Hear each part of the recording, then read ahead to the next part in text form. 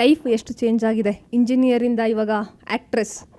ತುಂಬ ಚೇಂಜ್ ಆಗಿದೆ. ನನಗೇನಿದು ಚಿಕ್ಕ ವಯಸ್ಸಿನ ಕನಸೇನಲ್ಲ, ನಾನು ಹಿಂಗೆ ಆ್ಯಕ್ಟ್ರೆಸ್ ಆಗಬೇಕು ಅಂತ ತುಂಬ ಅಂದ್ಕೊಂಡು ಬಂದಿದ್ದವಳಲ್ಲ, ಆಕಸ್ಮಿಕವಾಗಿ ಬಂದಿದ್ದವಳು.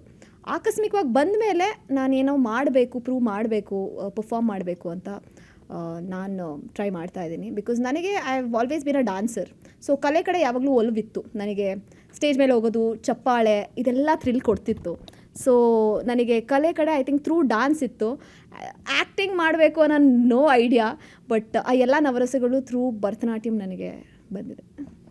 ವೀಕ್ಷಕರಿಗೆ ಯಾವಾಗಲೂ ಮುಂದಿನ ಎಪಿಸೋಡ್ನಲ್ಲಿ ಏನಾಗುತ್ತೆ ಅನ್ನೋಂಥ ಕುತೂಹಲ ಜಾಸ್ತಿ ಇರುತ್ತೆ. ನಿಮಗೇನು ಪ್ರಶ್ನೆಗಳನ್ನ ಕೇಳ್ತಾರೆ, ಈ ಪ್ರಶ್ನೆಗಳಿಂದ ತಪ್ಪಿಸ್ಕೊಳ್ಳೋದು ಎಷ್ಟು ಸವಾಲಿನ ಕೆಲಸ ಅಂತ? ಅಯ್ಯೋ, ತುಂಬ ದೊಡ್ಡ ಸವಾಲು. ಏನಕ್ಕೆ ಅಂದರೆ ಈ ಮದುವೆ ಎಪಿಸೋಡ್ಸ್ ಬಂದುಬಿಟ್ರಂತೂ ಮದುವೆ ಆಗುತ್ತೋ ಇಲ್ವೋ, ಮದುವೆ ನಿಲ್ಲುತ್ತೋ ಇಲ್ವೋ, ಏನಾಗುತ್ತೆ ಪ್ರತಿದಿನ ಎಲ್ಲಾದರೂ ಓಡಾಡ್ತಿದ್ರೆ ಮದುವೆ ಆಗುತ್ತಾ ಇಲ್ವಾ. ಅದಕ್ಕೆ ಮದುವೆ ಎಪಿಸೋಡ್ ಸುಮಾರು ದಿನ ಬರುತ್ತೆ. ಆಲ್ಮೋಸ್ಟ್ 1 ವೀಕ್ 10 ಡೇಸ್ ಬರುತ್ತೆ. ಆ 1 ವೀಕ್ 10 ಡೇಸಲ್ಲಿ ಇವ್ರ ಮಧ್ಯದಲ್ಲಿ ಎವ್ರಿ ಡೇ ಒಂದೇನೋ ಒಂದು ಬ್ರೇಕಿಂಗ್ ನ್ಯೂಸ್ ಥರ ಮಧ್ಯದಲ್ಲಿ ನಿಲ್ಲಿಸ್ಬಿಟ್ಟಿರ್ತಾರೆ.